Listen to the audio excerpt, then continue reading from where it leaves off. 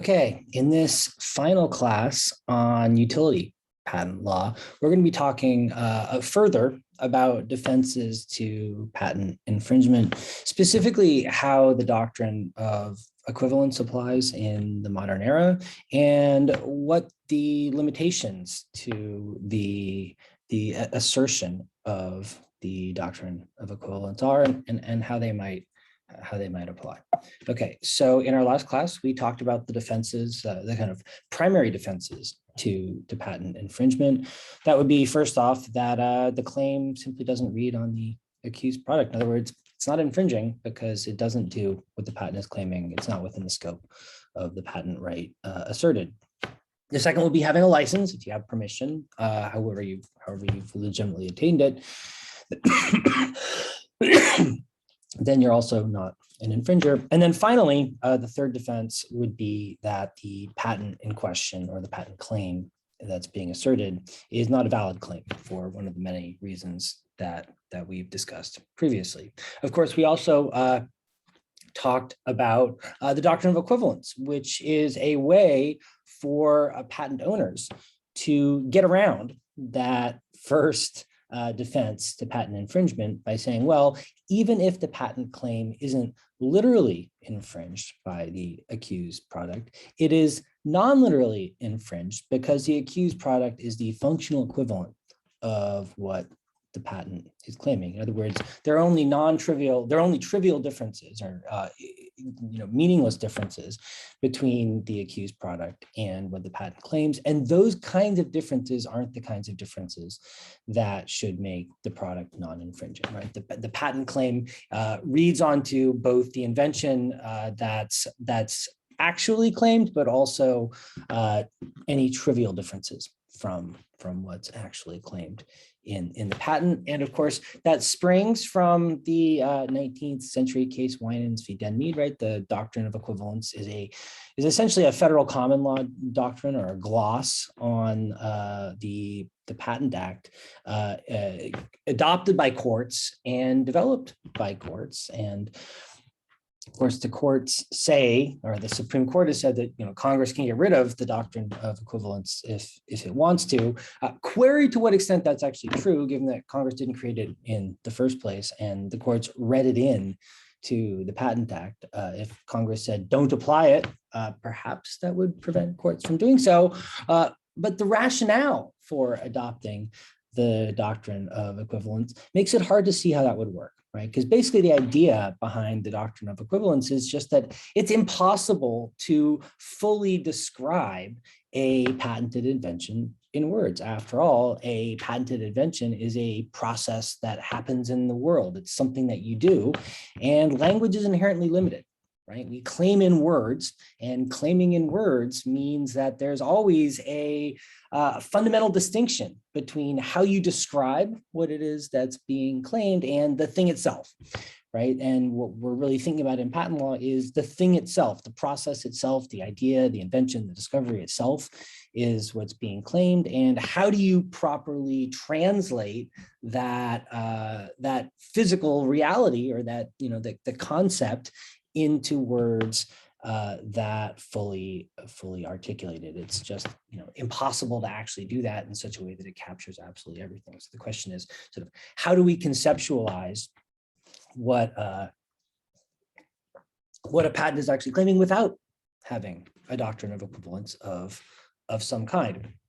But then of course we need to have limitations on it, right? The problem with the doctrine of equivalence is that it runs counter to the purpose of claiming in words in the first place, right?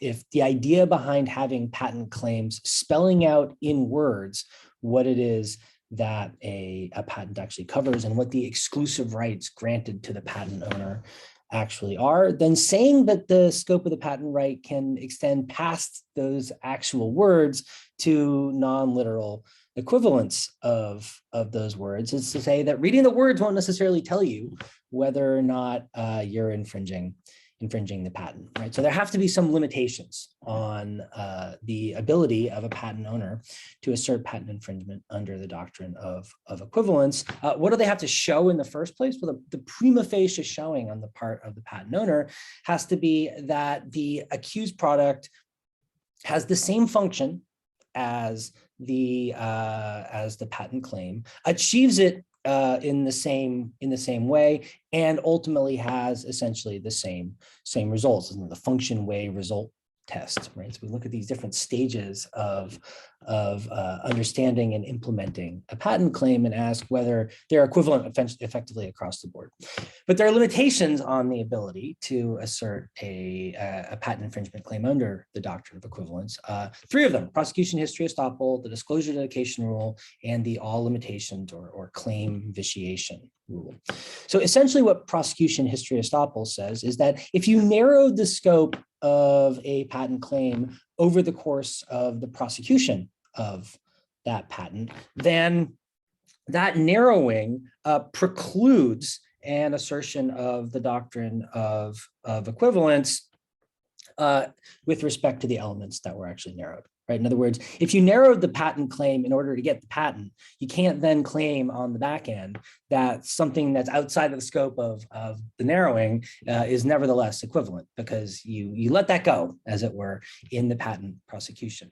The all limitations or claim vitiation rule says essentially that because we claim in words and each patent claim has multiple discrete elements to it, the doctrine of equivalence has to apply to the patent, the elements of the patent claim themselves, not to the invention as a whole, right? So we don't look kind of holistically at the entire invention and say, well, is the accused product essentially the same under the function way result test with respect to the invention as a whole?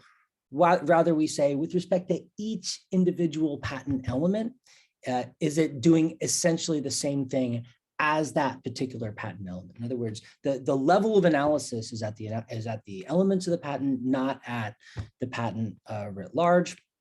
And then finally, the disclosure dedication rule is intended to prevent patent owners from abusing the doctrine of equivalence, essentially by saying, you know, what would the incentive be? It would be to claim real narrowly in order to ensure that your patent issues, but disclose really broadly, so you can then use the doctrine of equivalence to say, well, look, it's disclosed in the patent document, therefore it must be, you know, part of the patent claiming, right? I already talked about it, I knew about it, therefore what you're doing is infringing.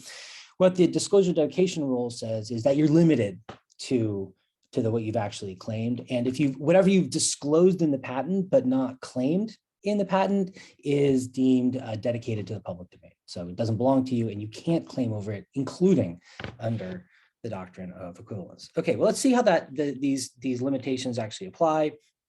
What happened in these cases I asked you to read. In the Festo v. SMC case, Festo owned 2 patents on improved magnetic rodless cylinders. Basically, it's a mechanical tool used to move a cylinder within a piston within a container. And as is often the case, you know, Festo applied for patents for its invention and narrowed those patent applications during the course of the prosecution of those patents, primarily for clarity, right? The patent office said, we don't really understand exactly what it is that you're claiming. You need to tell us exactly what it is and how it works. And so one of the limitations that they added was 2 sealing rings that each went a different direction within the chamber. Okay. So their competitor, Festo, then, or rather their competitor, SMC, then begins making its own version of magnetic rodless cylinders. And the SMC product uses a single sealing ring that goes in both directions, right? So Festo has 2 sealing rings, 2 one-way sealing rings, and SMC's product uses 1 two-way sealing ring. And Festo then sues SMC for infringement, not for direct or literal infringement, because of course part of the claim is different from the SNC product, they sue for infringement under the doctrine of equivalence, essentially saying that your product does exactly the same thing as ours, and the sealing rings are just immaterial to that. And there's a lot of back and forth in the lower courts. Initially, Festo prevails, and then later the Federal Circuit en banc reverses itself after getting lectured by the Supreme Court about being too lenient with the doctrine of equivalence. And the Federal Circuit en banc says, okay, if there's any limitation of a patent claim during the course of patent prosecution, that is an absolute bar on the doctrine of, rather, any limitation or any amendment during the prosecution process can be a limitation, can result in prosecution history estoppel to a claim based under the doctrine of equivalence, even if it's not based on prior art. So even a narrowing of the claim based on increasing clarity, that can also apply prosecution history estoppel, not just one based on prior art, right? So it's not just because somebody else has done it. It's also if you're narrowing the claim in order to help the patent office understand what you're doing. And the Federal Circuit en banc also says that that's an absolute bar, right? If there's been a limitation in that way, then that just absolutely bars any doctrine of equivalence based on that particular claim element. And the Supreme Court softens that a little bit and says, yes, it's true, right? It's not just about prior art limiting the ability to assert the doctrine of equivalence. An amendment for clarity could do that too. So any amendment that limits the scope of the patent claim, that brings up prosecution history estoppel with respect to the ability to claim under the doctrine of equivalence, but it's not necessarily an absolute bar. It depends on why the limitation took place. You can kind of work that out yourself. So the Federal Circuit eventually said, well, okay, there are rebuttable presumptions of non-equivalence based on prosecution history estoppel. One would be unforeseeability, right? So if you couldn't have known about this alternative method of achieving the same result at the time the patent was prosecuted, then that's not going to count for the purpose of estoppel. Likewise, if it's only tangential, then we're not going to worry about that either. In other words, the reason for the narrowing has to be related to the reason for the difference between the patent claim and the accused product. And if the difference isn't close enough, then that's also not going to bar a equivalence claim. And then there's other possibilities as well. We're not kind of entirely sure what they are, but other ways of rebutting the presumption of non-equivalence are also possible. Okay. So in the Cadence case, we looked at the claim vitiation part exception to the doctrine of equivalence. What happened here? Essentially, Cadence owns a patent on an aqueous phenol formulation of acetaminophen, often known as paracetamol, and Exela wants to make a generic version. So essentially what's happening here is Cadence has a patent on injectable Tylenol, and Exela also wants to sell generic injectable Tylenol, and it wants to do it while the Cadence patent is still valid, right? So, what's the basis for this? Well, Exela says, look, the Cadence patent claims a method of creating this injectable Tylenol by adding Tylenol to the aqueous mixture and then deoxygenating it. Well, our process is different. We don't do that, right? We deoxygenate the aqueous mixture first and then add the Tylenol later. So they claim deoxygenation after. We claim deoxygenation before. Those are opposites of each other. Therefore, this can't possibly be an equivalent to what they're doing. It's literally the opposite of what they're doing. And unfortunately, they're not successful. Both the district court and the federal court reject their argument that Cadence can't claim infringement of the doctrine of equivalence here based on claim vitiation, because it essentially says, look, it doesn't matter, right?